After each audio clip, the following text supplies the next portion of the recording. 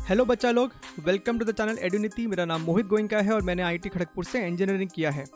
इस वीडियो में हम लोग डिस्कस करने वाले हैं थर्मोडायनेमिक्स के सारे सवाल जो कि जेईई मेन 2021 मार्च अटेम्प्ट में पूछे गए थे। ठीक है, और जैसा कि हम हमेशा से देखते आ रहे हैं, इसका वेटेज इस बार भी काफ़ी ज़्यादा रहा है। टोटल 14 क्वेश्चंस पूछे गए थे और किसी किसी शिफ्ट में तो 3 या 3 से 4 क्वेश्चंस भी पूछे गए थे। ठीक है, तो चलिए स्टार्ट करते हैं सेशन को। सो ये अपना पहला सवाल है, ये आया था आपको 16 मार्च मॉर्निंग शिफ्ट में। सवाल में कहता है the volume V of an enclosure contains a mixture of 3 gases, 16 gram of oxygen, 28 gram nitrogen and 44 gram of carbon dioxide at a temperature T। R आपका गैस कांस्टेंट है। The pressure of the mixture of the gases is how much. ठीक है, so pressure आपका निकल जाएगा PV is equal to nRT से। हमें बस इस सवाल में ये पता करना है कि what is the total number of moles in that chamber. ठीक है, so total number of moles होगा ऑक्सीजन का number of moles plus nitrogen का प्लस कार्बन डाइऑक्साइड का। अब ऑक्सीजन का मास आपको दिया हुआ है 16 और इसका मॉलिक्यूलर मास होता है 32। नाइट्रोजन दिया हुआ है 28, इसका मॉलिक्यूलर मास भी 28 है। और कार्बन डाइऑक्साइड आपको दिया हुआ है 44, इसका मॉलिक्यूलर मास भी 44 है। So this becomes half plus 1 which is your 5/2। तो यहाँ से हम कह सकते हैं pressure into volume is equal to 5/2 R into T, यानी कि प्रेशर आपका हो जाएगा 5RT divided by 2V। Right, so option number 3 is the correct answer. आगे बढ़ते हैं, moving on to the next question. Question number 2, in thermodynamics heat and work are what. ठीक है, सो वर्क के बारे में तो हमें कोई डाउट है ही नहीं। वर्क जो होता है वो आपको एक पाथ फंक्शन है। Work is a path function. ये डिपेंड करता है कि आपने पाथ कैसा लिया है। Is the process adiabatic, is the process isothermal. अलग अलग प्रोसेस के लिए अलग अलग आपका वर्क डन का इक्वेशंस है, फॉर्मूलाज है। राइट, सो ये तो आपको पाथ फंक्शन है और हमें फर्स्ट लॉ से पता है that delta Q is equal to delta U plus delta W। Right, so delta U जो है वो तो आपको एक स्टेट फंक्शन है। ठीक है, ये डिपेंड करता है कि उस समय टेम्परेचर क्या है, ये प्रोसेस पे डिपेंड नहीं करता। लेकिन क्योंकि आपका ये एक पाथ फंक्शन है तो डेल्टा Q भी आपका इवेंचुअली पाथ फंक्शन ही कहलाएगा। सो यहाँ से हमें दिखता है कि ऑप्शन नंबर 1 आपका सही आंसर है। राइट, और अगर आप NCERT थर्मोडायनेमिक्स का अच्छे से लाइन बाय लाइन रीड करेंगे तो वहाँ पे क्लियरली मेंशन्ड है दैट आपका जो ये हीट है, हीट जो है it is neither extensive nor intensive. ये जो एक्सटेंसिव इंटेंसिव प्रॉपर्टीज डिफाइंड किए जाते हैं, this is defined for state variable. This is defined for state variable. State variable का एग्जांपल हो गया प्रेशर, टेम्परेचर, वॉल्यूम, डेंसिटी, मास। तो ये सब आपका स्टेट वेरिएबल्स है। राइट, ये आपका हीट, ये सब आपका स्टेट वेरिएबल्स नहीं है। वर्क आपका स्टेट वेरिएबल नहीं है। ठीक है, सो 1 number is the correct answer. तो ये सब सवाल हमें इस बात का इंपॉर्टेंस दिलाता है कि हमें NCERT भी रीड करना है and that too line by line. Third सवाल देखिए, calculate the value of mean free path for oxygen molecules at a temperature of 27 degree Celsius and pressure this much. Assume the molecular diameter to be 0.3 nanometre and the gas is ideal. हमें K की value दे रखी है which is your Boltzmann constant. ठीक है, अब हमें जो फॉर्मूला पता है मीन फ्री पाथ का, that is 1 divided by √2 pi d²n। Right, √2 constant, pi constant, d आपका डायमीटर है मॉलिक्यूल का, वो हमें दिया है सवाल में। हमें n है, यहाँ पे n होता है आपका number of molecules per unit volume. n क्या आपका number of molecules per unit volume. लेकिन हमें क्वेश्चन में दिया है टेम्परेचर, प्रेशर, हमें ये सब दिया हुआ है। So we can do some manipulation. ध्यान से देखिए, गैस लॉ के हिसाब से PV is equal to nRT है। राइट, यहाँ पे ये n नंबर ऑफ मोल्स है, डोंट गेट कन्फ्यूज्ड। ठीक है, अच्छा, नंबर ऑफ मोल्स को हम क्या लिख सकते हैं, total number of molecules upon Avogadro number RT। ठीक है, तो यहाँ से हम PNA इज इक्वल टू थोड़ा सा रीअरेंज कर सकते हैं इस तरीके से। और ध्यान से देखिए, ये N0/V क्या है, यही तो आपका number of molecules per unit volume है। ठीक है, एक काम करते हैं, यहाँ पे इसे हम अलग सिंबल एक N' दे देते हैं। ठीक है, so we can write PNA/RT is equal to N0/V which is your number of molecules per unit volume.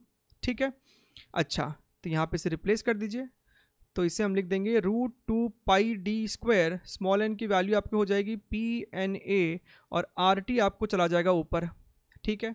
अब बोल्ट्जमैन कांस्टेंट क्या होता है, ये आपको होता है R/NA, यानी कि हम यहाँ पे ये जो R/NA है उसको हम K से रिप्लेस कर सकते हैं, and this becomes your formula जो आपको अप्लाई करना होगा। यहाँ पे वैल्यूज़ को पुट कीजिए, K की वैल्यू है 1.38 multiplied by 10⁻⁻23 multiplied by temperature, ये सेल्सियस में है, इसे केल्विन में कन्वर्ट कीजिए तो ये 300 आ जाएगा, डिवाइडेड बाई √2, पाई की वैल्यू 3.14, डायामीटर ध्यान से देखिए ये आपको 0.3 नैनोमीटर्स है, 0.3 नैनोमीटर है, so we can write this as 3 × 10⁻⁻10 metres. तो इसका स्क्वायर करेंगे तो 9 × 10⁻⁻20 आ जाएगा, और फिर आपका प्रेशर हो गया, this is your pressure 1.01 multiplied by 10⁵ pascal, ठीक है। ये सब कुछ आपको आने वाला है मीटर्स में, ठीक है। मीटर्स में हमें जितना भी ऑप्शन दिया वो नैनोमीटर में है, और यहाँ पे चारों ऑप्शन काफ़ी फेयरली दूर दूर है, तो आप यहाँ पे अप्रॉक्सीमेशन करके भी सॉल्व करेंगे तो आप इजीली आंसर शो कर पाएंगे 102 नैनोमीटर, ठीक है, 102 नैनोमीटर। तो इस सवाल में जो मेन कैच है वो यही है कि आप यहाँ से यहाँ कितनी आसानी से आ पाते हैं। आगे बढ़ते हैं, अगला question, question number 4। For an ideal heat engine the temperature of the source is 127 degree Celsius. In order to have a 60% efficiency the temperature of the sink should be what, ठीक है। सो एफिशिएंसी जो आपका होता है that is 1 minus lower temperature upon higher temperature, यानी कि ये आपका सिंक है, ये आपका सोर्स है, मल्टीप्लाइड बाई 100 अगर हम परसेंटेज में निकाल रहे हैं, ठीक है। So basically we can write 60% as what 0.6, so ये आपका हो गया सिंपली 0.6, तो अब 100 लिखने की ज़रूरत नहीं है, 1 minus T lower upon T higher, और ये आपका सोर्स टेम्परेचर है विच इज़ 127 डिग्री सेल्सियस, इसे आप केल्विन में लिखेंगे तो ये हो जाएगा आपका 400 केल्विन। तो यहाँ से हम लिख सकते हैं TL upon 400 is equal to 1 minus 0.6 which is your 0.4, तो आपका सिंक टेम्परेचर हो गया 160 केल्विन, राइट। लेकिन हमें सवाल में कह रहा है कि डिग्री सेल्सियस में निकालिए, right. So temperature of this in terms of degree Celsius कितना हो जाएगा ये आपको, this is going to be what 273 minus 160, this is minus 113 degree Celsius, right. तो ये आपका इस सवाल का सही आंसर है, this is the correct answer of this question. लेकिन एनटीए ने जो अपना प्रोविजनल आंसर की दिया था वहाँ पे लिखा था 113 डिग्री सेल्सियस, राइट, और इसका आंसर है -113। तो इस फाइनल आंसर की में उन्होंने इस सवाल को ही फिर ड्रॉप कर दिया है, they have dropped this question, ठीक है। चलिए आगे बढ़ते हैं, moving on to the next question, question number 5।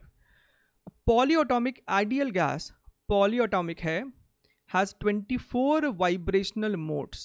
What is the value of adiabatic constant? ठीक है, तो ये अगेन एक ऐसा सवाल है which shows you the importance of NCERT. I have downloaded that page. ये आपको NCERT का ही एक पेज है जहाँ पे कुछ की पॉइंट्स वो लोग लिखते हैं एक्सरसाइज के एंड में। तो यहाँ पे देखिए आपको एक सेंटेंस लिखा है, each vibrational mode gives 2 and not 1 degree of freedom.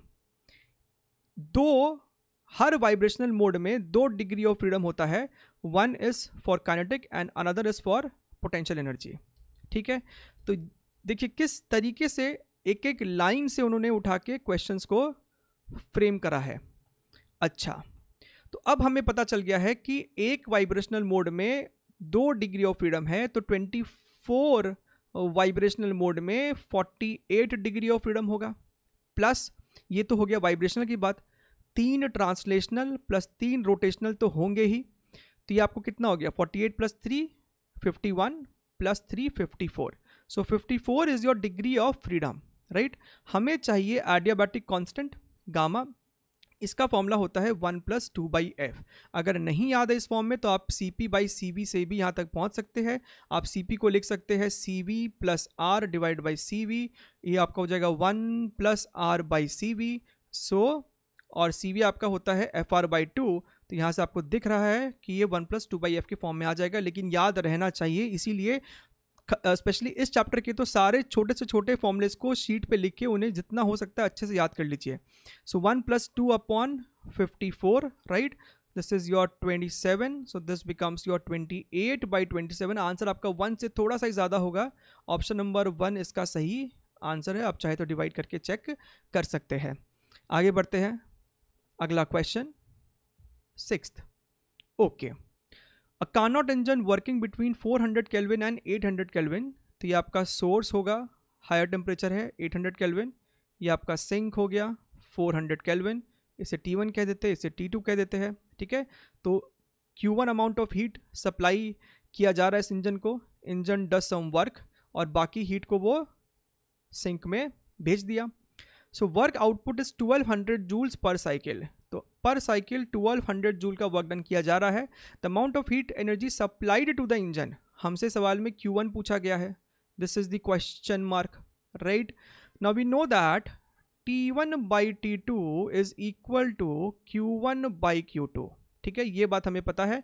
अब T1/T2 क्या हो जाएगा, 800/400. This is your 2 is equal to Q1/Q2. ठीक है, इस इंफॉर्मेशन का ज़रूरत पड़ सकता है.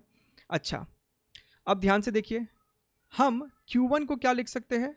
Q1 is basically W plus Q2, है ना. Q1 is equal to W plus Q2. W हमें पता है, दैट इज योर 1200 प्लस, और Q2 को हम लिख सकते हैं क्या चीज़, Q1/2. यहाँ से देखो, Q2 को हम लिख सकते हैं Q1/2. सो यहाँ से आपको दिख रहा है कि Q1 आपका आने वाला है 2400 joules. So this is the heat supplied per cycle, option number 4th. Moving on to the next question, question number 7. Okay, two ideal polyatomic gases at temperatures T1 and T2 are mixed so that there is no loss of energy. F1, F2, M1, M2, N1, N2 be the degree of freedoms, masses and number of molecules of the first and second gases respectively. The temperature of the mixture of the two gases is how much? तो जब दोनों gases को आप mix कर दोगे तो दोनों एक कॉमन टेम्परेचर अचीव कर चुका होगा, राइट. और इसमें हम लगाने वाले हैं इंटरनल एनर्जी कंजर्वेशन, राइट. तो जो शुरुआत में आपका एनर्जी है U जितना है टोटल, वही बाद में भी रहेगा. अब U का इक्वेशन होता है FRNT/2. तो शुरुआत में सिस्टम का टोटल एनर्जी क्या है, F1 R N1 T1/2 plus F2 R N2 T2/2 is equal to, बाद में मान लेते हैं कि they have achieved a common temperature of capital T. तो ये आपका हो जाएगा F1 R N1 T divided by 2 plus F2 R N2 capital T divided by 2, right. तो ये आपका 2 ये कैंसिल हो जाएगा. इवन गैस कांस्टेंट R भी कैंसिल हो जाएगा.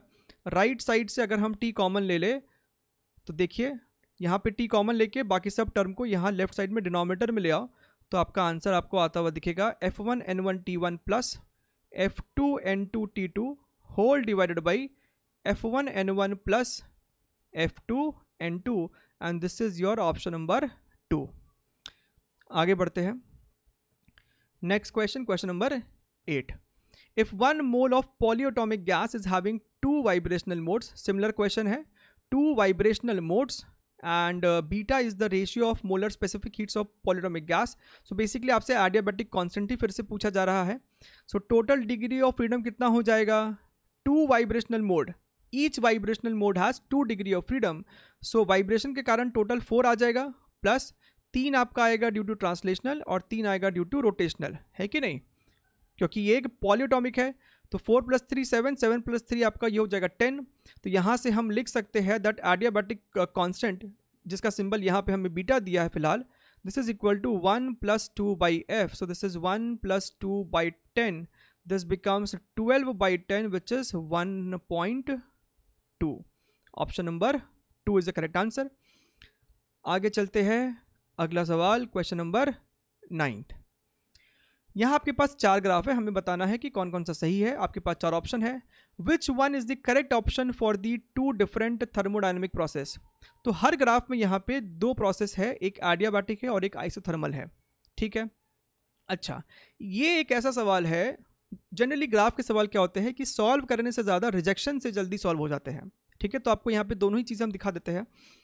सबसे पहले अगर हम लोग फर्स्ट ग्राफ को एनालाइज करें, ए वाले को एनालाइज करें, सो दिस इज आइसोथर्मल कर्व, तो ये सही है। एक पीवी ग्राफ में अगर आपका प्रोसेस आइसोथर्मल है, यानी कि PV is equal to constant है, तो वॉल्यूम बढ़ेगा तो प्रेशर घटेगा, दिस कर्व इज करेक्ट।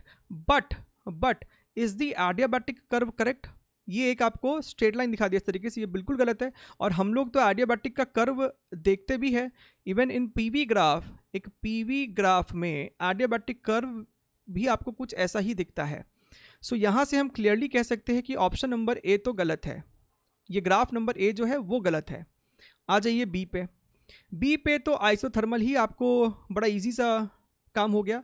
ये आपको कांस्टेंट प्रेशर दिखा रहा है जबकि लिखा हुआ आइसोथर्मल है, दैट इज़ रॉन्ग, तो बी वाला भी गलत हो गया। ठीक है, अब आप आ जाइए अपने ऑप्शंस में। ए वाला गलत है यानी ऑप्शन नंबर 1 नहीं हो सकता, ए वाला गलत है तो ऑप्शन नंबर 3 नहीं हो सकता, बी गलत है तो ऑप्शन नंबर 4 नहीं हो सकता। इस तरीके से हम सिर्फ रिजेक्शन मेथड से सही आंसर बता सकते हो, ऑप्शन नंबर 2 होगा। ठीक है, but our job is to clearly understand कि सी और डी क्यों होगा, तो वो भी हम आपको समझा देते हैं। सी में अगर आप देखें, दिस इज आइसोथर्मल, बिल्कुल सही बात है, कांस्टेंट टेम्परेचर दिखाया है एक स्ट्रेट लाइन से, और ये कहता है कि एडियाबैटिक का कर्व होगा। तो एक बार चेक कर लेते हैं। हमारे पास इक्वेशन होता है P V gamma is equal to constant, और हम लोग इसे थोड़ा बहुत मैन्युपुलेट करके ये लिख सकते हैं that T V gamma -1 is constant. ठीक है, ये हमको बेसिकली याद भी होता है, नहीं याद है तो आप इसको निकाल सकते हो, पी को आप लिख सकते हो NRT बाई वी, और वहाँ से हम कह सकते हैं कि ये रिलेशन होगा। ठीक, इसका मतलब T is inversely proportional to V to the power gamma -1। तो हमें यहाँ पे दिख रहा है कि अगर आपका वॉल्यूम बढ़ेगा तो टेम्परेचर घटेगा, and this is what is happening. So graph C जो है वो सही है। ठीक है, अब हमें प्रेशर वर्सेस टेम्परेचर में देखना है। आइसोथर्मल का ग्राफ तो सही है, बस एडियाबैटिक चेक करना है।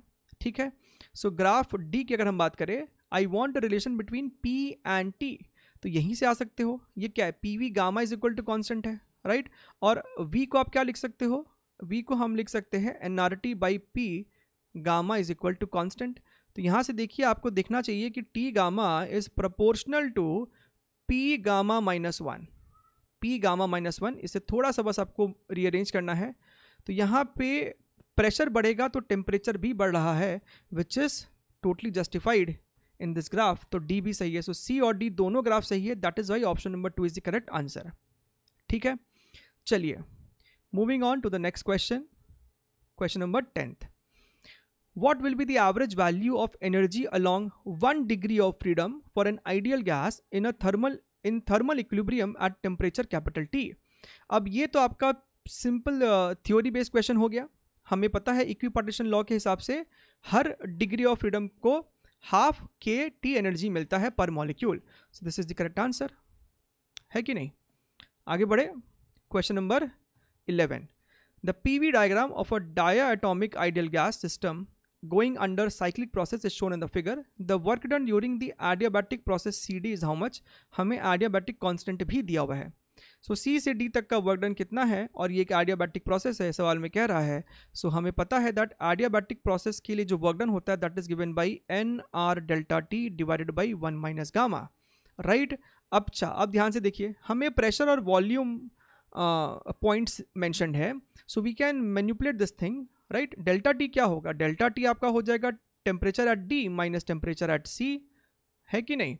अच्छा, आप यहाँ पे ध्यान से देखिए, आप जब ब्रैकेट को खोलेंगे दिस विल बिकम NRTD, तो NRT को हम PV से रिप्लेस कर सकते हैं। This is basically PDVD minus PCVC divided by 1 minus gamma. Now what is pressure at D? 200, volume at D 3 है, सो 200 इंटू 3 माइनस C पे आ जाओ, प्रेशर एट C 100 है और वॉल्यूम एट C 4 है, so 100 times 4 divided by 1 minus 1.4, हमें दिया हुआ है 1.4। This is 600 minus 400 that is 200 divided by minus 0.4, and this is nothing but minus 500 joules. Option number 1। चले आगे बढ़ते हैं, question number 12। For an adiabatic expansion of an ideal gas, adiabatic expansion है, the fractional change in its pressure is equal to what? So adiabatic process का मतलब हो गया PV gamma is equal to constant. तो हमें बस इसे differentiate करना है। अब इसको डिफरेंशिएट करने का क्या तो नॉर्मल तरीके से कर सकते हो आप, या फिर आप दोनों तरफ लॉग ले लो, वैसे भी डिफरेंशिएट कर सकते हो, जैसा आपको सूट करता है वैसे कर लो, ठीक है। अगर हम लोग लॉग लेके करें तो ये आपको हो जाएगा log P plus log V gamma is equal to log C, right. So this is basically log P, gamma power में है तो इधर आ जाएगा, right. Log V is equal to log C. अब डिफरेंशिएट कर दीजिए, ये आपको हो जाएगा d P by P plus gamma D V by V is equal to 0, क्योंकि सी आपका कांस्टेंट है। तो हमसे पूछा है डी पी बाई पी, यही ना fractional change, D P by P पूछा है हमसे, this is your minus gamma D V by V, right. And this is your option number minus gamma D V by V, option number 1। अब ये same चीज़ यहाँ पे directly differentiate भी कर सकते थे, you could have applied product rule, वैसे भी चलेगा, कोई दिक्कत नहीं है, ठीक है। चलिए आगे बढ़ते हैं। अगला सवाल question number 13। An ideal gas in a cylinder is separated by a piston in such a way that the entropy of one part is S1 and that of the other part is S2। तो आपके पास एक ऐसा chamber है और यहाँ पे gas है, यहाँ पे गैस है, राइट। अब अगर आप NCERT को खोल के देखेंगे तो वहाँ पे क्लियर शब्दों में मेंशन्ड है कि entropy is basically a measure of disorderness, it is a measure of disorderness, ठीक है। उसका फॉर्मूला वहाँ पे नहीं मेंशन्ड है, लेकिन अगर आपको फॉर्मूला जानना है then change in entropy is defined as D Q reversible upon temperature. तो ये इसका फॉर्मूला है, हालांकि सवाल में बिना फॉर्मूले के भी काम चल जाएगा, ठीक है। अब सवाल में हमको क्या कह रहा है कि बीच में हमने एक पिस्टन लगा दिया, ठीक है, हमने एक ऐसा पिस्टन लगा दिया, तो पिस्टन लगा देने से पूरे सिस्टम के टेम्परेचर पे कुछ फ़र्क नहीं पड़ने वाला है, पूरे सिस्टम के प्रेशर पे कुछ फ़र्क नहीं पड़ने वाला है, आपने बस बीच में कुछ लगा दिया है, that's it, that changes nothing, right. फिर हमसे सवाल में कहता है कि एक साइड का एंट्रोपी S1 है और एक साइड का एंट्रोपी S2 है, ठीक है, कौन बड़ा है कौन छोटा है वो भी मटेरियल है। अब हमसे कहता है कि अगर हमने इस पिस्टन को यहाँ से हटा दिया तो बताइए पूरे सिस्टम का एंट्रोपी क्या होगा, right. So entropy is basically what? Measure of disorderness. तो जो डिसऑर्डरनेस अभी था वो बाद में भी रहेगा, हटाने के पहले हटाने के बाद सब कुछ वही है। So total entropy is going to be simply S1 plus S2, total entropy is going to be simply S1 plus S2। So option number 4 is the correct result, ठीक है। बाकी आप इस फॉर्मूले को भी अगर देखें तो change in entropy is T Q upon T. इस पिस्टन को यहाँ से हटा देने से इस वाले सिस्टम में कोई चेंज इन हीट तो हुआ नहीं है, डी क्यू तो कुछ हुआ नहीं है, तो कोई एंट्रोपी में भी चेंज नहीं आएगा। बात समझ में आ रही है? चलिए आगे अगला क्वेश्चन देखते हैं, which is also the last question of the session. Consider a sample of oxygen behaving like an ideal gas at 300 kelvin, the ratio of RMS velocity to the average velocity और average velocity of gas molecule would be how much। तो बस आपको formula लगाना है, RMS velocity होता है √3RT/m और average velocity जो होता है that is your √8RT/m। हमें इसका रेशियो निकालना है तो सिंपली VRMS अपॉन VAverage कर देंगे।